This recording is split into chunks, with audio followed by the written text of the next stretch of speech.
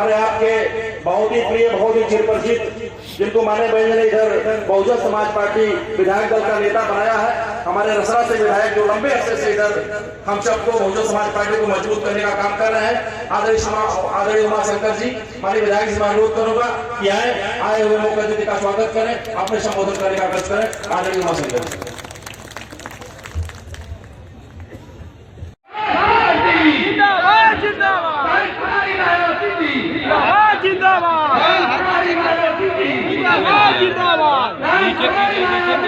ये भैया थोड़ा नीचे करिए, थोड़ा नीचे करिए, नीचे आओ, नीचे करिए और थोड़ा नीचे कर दीजिए। सतीश चंद्र मिश्रा जिंदाबाद, सतीश चंद्र मिश्रा जिंदाबाद, सतीश चंद्र मिश्रा जिंदाबाद, बहुजन समाज पार्टी जिंदाबाद, बहुजन समाज पार्टी जिंदाबाद। दे दिया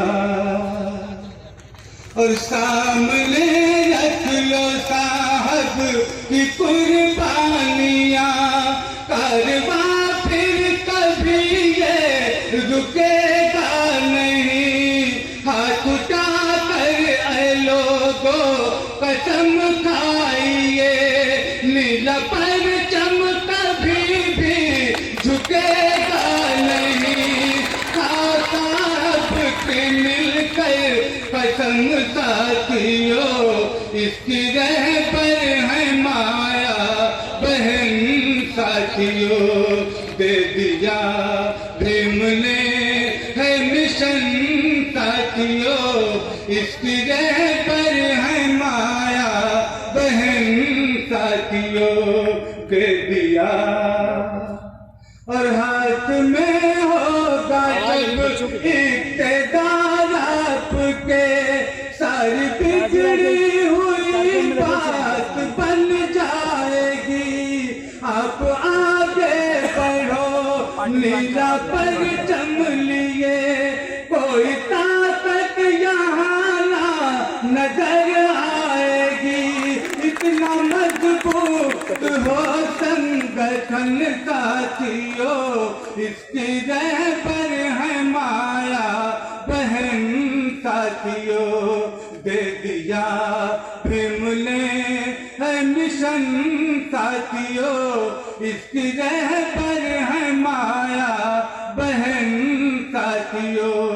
और हजरात, आप लोग माननीय मिश्रा जी को सुनने आए हैं, गीत का आखिरी बंद मिश्रा जी। फिर बात है, अगर इस चित्कार को आपने आगे बढ़ाने का काम किया तो ये लपट घर घर में फैलने का काम करेंगे। इसको समूल नष्ट करना है, इसको समाप्त करना है। अगर इसको समाप्त करना चाहते हो, इसको मिटाना चाहते हो, तो इस उत्तर प्रदेश में अमन चैन शांति लाने के लिए आप सब लोग को बहुजन समाज पार्टी के साथ कंधे से कंधा मिला करके सारे विधानसभा से बता दिया, जितने हमारे कैंडिडेट होंगे हम आज से यहाँ पर संकल्प लेकर के जाएंगे कि जब तक अपने अपने क्षेत्र से हम लोग बहुजन समाज पार्टी का विधायक नहीं बना लेंगे, हम लोग चैन और शांति से बैठने का काम नहीं करेंगे। मैं आप सब लोग का ज्यादा समय नहीं लेना चाहता हूँ। मैं चाहता हूँ कि आपका मुख्य अतिथि महोदय के बीच में बहुत देर तक बाधा न बनूं, लेकिन इतना जरूर कह करके जाऊँ कि अगर आज ये ऐतिहासिक मीटिंग हो रही है, अगर ये आज ऐतिहासिक जनसभा हो रही है, तो यहाँ से संदेशा लेकर के रुक जाइएगा। चाहे मन में लेकर के जाइए, चाहे दिल में लेकर के जाइए, चाहे मस्तिष्क में लेकर के जाइए, चाहे आत्मा। संविधान के रचयिता डॉक्टर बाबा साहब भीमराव अम्बेडकर और बहुजन समाज पार्टी के जन्मदाता मानमहर्षि काशीराम जी को श्रद्धा सुमन अर्पित करते हुए मंच पर बैठे हमारी पार्टी के, बहुजन समाज पार्टी के हमारे प्रदेश अध्यक्ष श्री भीम राजभर जी, जो कि प्रभारी भी हैं, जो प्रत्याशी भी हैं, अब की बार सदर मऊ से चुनाव लड़ करके बहन मायावती जी ने जिनको आशीर्वाद दिया है मऊ से अभी विधानसभा पहुंचने के लिए, श्री नकुल दुबे जी पूर्व मंत्री उत्तर प्रदेश, श्रीमती संगीता आजाद जी सांसद लालगंज, जिनकी ललकार, जिनकी आवाज, जिनकी बातें आप लोग पार्लियामेंट में जब ये बोलती हैं तो पूरा देश सुनता है, आप लोग भी सुनते जरूर होंगे और हम लोगों की वहां की साथी हैं। श्री उमाशंकर सिंह जी, जो कि विधायक तो है ही रसवा से, लेकिन जिनको कि हमारी पार्टी की मुखिया बहन मायावती जी ने इनको विधानसभा के अंदर पार्टी का नेता भी बनाने का काम किया है। और अब की बार फिर से इनको मैदान में रसला से विधायक दोबारा बनने के लिए, फिर से आप क्या कई बार बन चुके, फिर से बनने के लिए उन्होंने अपना आशीर्वाद भी देने का काम किया है। श्री विजय प्रताप जी जो पूर्व एमएलसी हैं, वह मुख्य सेक्टर प्रभारी हैं। श्री आजाद अरिमर्दन जी जो कि हमारे बीच में बैठे हैं, जिन्होंने अभी आपके बीच में अपनी बात रखी, जो कि विधायक है लालगंज से, और विधायक के साथ साथ में ये तो अभी वर्तमान में विधायक हैं, लेकिन बहन मायावती जी ने इनको दोबारा से चुनाव लड़ने का अपना आशीर्वाद दे रखा है और आपके बीच में से दोबारा फिर से ये विधायक बनने का काम करेंगे। श्री डॉक्टर बनीराम जी जो पूर्व सांसद हैं, हम लोगों के बहुत पुराने साथी हैं। श्री सालिम अंसारी जी ये राज्यसभा में हमारे साथ में सांसद थे, हमारे पूर्व सांसद हैं। श्री वीरेंद्र चौहान जी पूर्व एमएलसी व मुख्य संयोजक सामाजिक भाईचारा।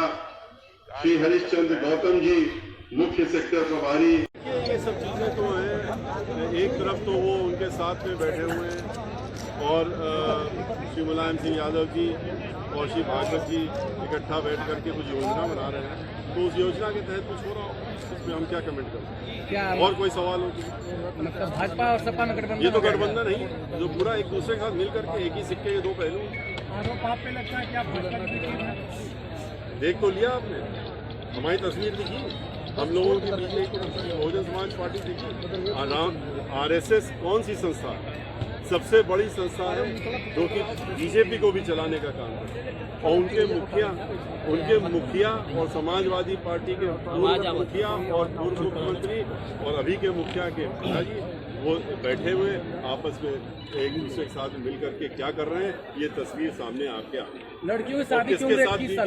ए टीम में समाजवादी पार्टी, ए टीम बी टीम में, ये दोनों मिले हुए एक साथ है, एक ही सिक्के के दो पहलू। अगर सरकार आपकी बनती है तो प्रमुखता के पहले पन्ने में तहरीर क्या होगी? पहले पन्ने पे इस प्रदेश से बेरोजगारी दूर करने का काम होगा। कानून व्यवस्था तो अपने आप ही सुधर जाएगी। चुनाव से लड़कियों की उम्र 21 साल की जा रही है। कार्ड को आधार से जोड़ने का, अल्पसंख्यकों को वंचित करने का, तो एक देखिए इसका हम लोगों ने, हमारी पार्टी के मुखिया ने भी प्रेस में भी कहा कि इस तरह से जो ये कानून पारित किया गया है, ये बहुत ही गलत तरीके से पारित किया। इसका उन्होंने विरोध भी किया, ना इसको अचानक से ला करके पार्लियामेंट में हमारे लोगों ने भी विरोध किया और लोगों ने भी विरोध किया, लेकिन एक सोची समझी रणनीति के तहत में कि इससे शायद वो डर गए इतना उत्तर प्रदेश के चुनाव में और पंजाब के चुनाव में, उत्तराखंड में, कि उनको लग रहा है कि अब चुनाव हारने वाले हैं, और इसीलिए चाहे अल्पसंख्यक समाज के लोग हो, चाहे दलित समाज के लोग हो, चाहे अन्य लोग, जो लोग जिनको वो नुकसान पहुंचा सकते हैं, समझते हैं कि हम पहुंचा लेंगे, लेकिन उनको ये मालूम होना चाहिए कि जितनी इस तरह की कोशिश करेंगे उतना ही ये सब लोग मिल करके और ताकत झोंक करके ये जितना इस तरह से नुकसान पहुंचाने की उससे ज्यादा ताकत से जोड़ने का काम करके, और अब की बात सरकार शादी की उम्र 21 साल उन्होंने कर दी है, इस पे भी कानून बना रहा है, इस पे क्या? जब आएगा अभी तो स्टैंडिंग कमेटी को भेज दिया। सर देखिए आपको ये मालूम है कि बहुजन समाज पार्टी की तरफ से हम सभी लोग जितने यहाँ बैठे हैं, सब लोग हर जगह जा रहे हैं, हर जगह मीटिंगें कर रहे हैं, हर कार्यकर्ता काम में लगा हुआ है, बूथ लेवल तक अपने अपने मीटिंगें ले रहे हैं, और ये सब हम लोग जो कर रहे हैं अपनी पार्टी मुखिया बहन मायावती जी की योजना के तहत, उन जिस तरह से उन्होंने हम लोगों को निर्देश दिया उसके तहत में कर रहे हैं। बहन मायावती जी भी आपके बीच में जब आएंगी तो आपको बता देंगे। सर महंगाई पे समाज का आज आपने साधा है सर। प्रभारी प्रत्याशी 344 गोपाल। आज आपके नाम की घोषणा हुई है और आप अब मैदान में कैपेसिटी और बढ़ जाएगी, जो कि पहले से आप घूम रहे थे। आज जो घोषणा हुई है आप उस पर क्या कहना चाहते हैं? बहन जी का आशीर्वाद 2.5 वर्ष पूर्व माननीय प्रदेश अध्यक्ष के द्वारा मिला हुआ था और मुझे उस समय ही प्रभारी घोषित किया गया था, और मैं लगातार क्षेत्र में 2.5 वर्षों से सक्रिय रहा, अपने लोगों के बीच में, अपने कार्यकर्ताओं के साथ लगातार क्षेत्र में लोगों की समस्याओं को देखता रहा, उसको निराकरण करने का प्रयास करता रहा। आपका अगला मुद्दा क्या होगा जो जनता के बीच में जाएंगे और वोट मांगेंगे, तो आपका क्या मुद्दा होगा? जनता चिल्ला रही है बहन जी को आने दो, मुद्दे की कोई ज़रूरत नहीं है। बहन जी अपने आप में एक पर्याय है विकास और कानून व्यवस्था की। वर्तमान में अगर देखा जाए तो भाजपा की कानून व्यवस्था पर क्या आप कहना चाहते हैं? भारतीय जनता पार्टी कानून व्यवस्था के बारे में आप मीडिया के साथ ही बेहतर जानते हैं। भारतीय जनता पार्टी बातें तो करती है लेकिन धरातल पे काम करने में यकीन नहीं करती है। नारों से देश नहीं चलता है। भारतीय जनता पार्टी नारों से काम करती है और समाजवादी पार्टी लोगों को बांट करके आपस में लड़ा करके हिंदू मुस्लिम करके राजनीति करती है। बहन जी की सरकार सबको, सभी धर्मों को सम्मान करते हुए विकास, कानून व्यवस्था और सभी धर्मों की आज़ादी पे काम करती हैं और बहुजन समाज पार्टी के हर कार्यकर्ता बहन जी के आदेशों का पालन करते हुए, बहन जी के निर्देशों को मानते हुए और 5वीं बार बहन जी की सरकार बनवाने के लिए काम करेंगे। बहन जी तो अखिलेश जी से भी हाथ मिलाए थे। बहन जी ने हाथ मिलाया था इस प्रदेश को बचाने के लिए। अखिलेश जी का साथ अखिलेश जी के लोगों ने नहीं दिया तो बहन जी अकेले क्या कर सकते हैं? क्या उसमें सपा गलत नहीं थी? समाजवादी पार्टी वहाँ हारी जहाँ पे समाजवादी पार्टी का गढ़ है। अगर वो हार रही अपने लोगों से तो बसपा उसके लिए कहाँ जिम्मेदार थी? गलत की बात आपने आरोप लगा रहे हैं बार बार सपा पर, सपा इस तरह की पार्टी है, उसमें गठबंधन थी तो क्या वो थी? मैं इसके बारे में मैं कैसे कह सकता हूँ? ये राष्ट्रीय स्तर के मुद्दे हैं यार, हमसे हमारे स्तर के मुद्दे पर। राजन मंडल से कई प्रत्याशियों ने बीएसपी छोड़ दिया तो क्या कहेंगे आप? हमारे यहाँ से 3 प्रत्याशी घोषित किए गए हैं आज। मेहनगर से भाई पंकज कुमार जी और फूलपुर पवई से शकील अहमद पूर्व प्रमुख जी नाम की घोषणा की गई है। ये सारे लोगों को आप देख सकते हैं कि सभी लोगों को जगह दी गई है। बहुजन समाज पार्टी किसी जाति विशेष या किसी धर्म विशेष पे काम नहीं करती है, बल्कि सबको उनकी संख्या बल के अनुरूप सम्मान देने का काम करती है। बहुत बहुत धन्यवाद आपको। हाँ, सीटों की घोषणा हुई, इस पे क्या कहेंगे? आज जो सीटों की घोषणा हुई है,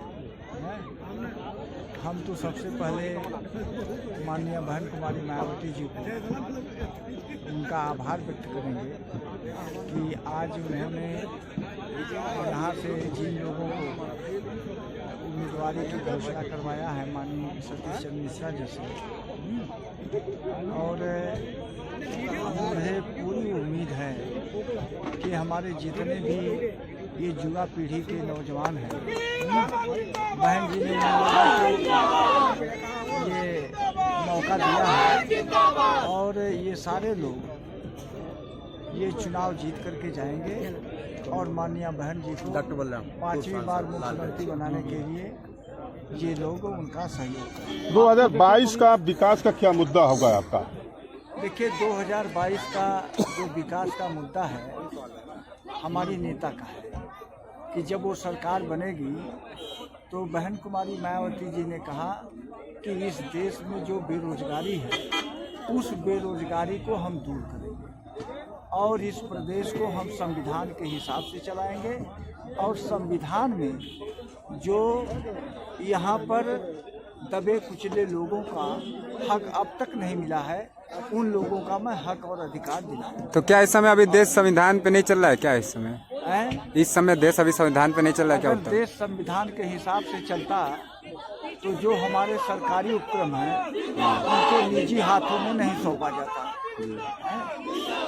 क्योंकि ये संविधान में ऐसा नहीं कहीं लिखा है कि इसको सरकारी उपक्रम को आप निजी हाथों में सौंप दीजिए। ठीक, चलिए बहुत बहुत धन्यवाद।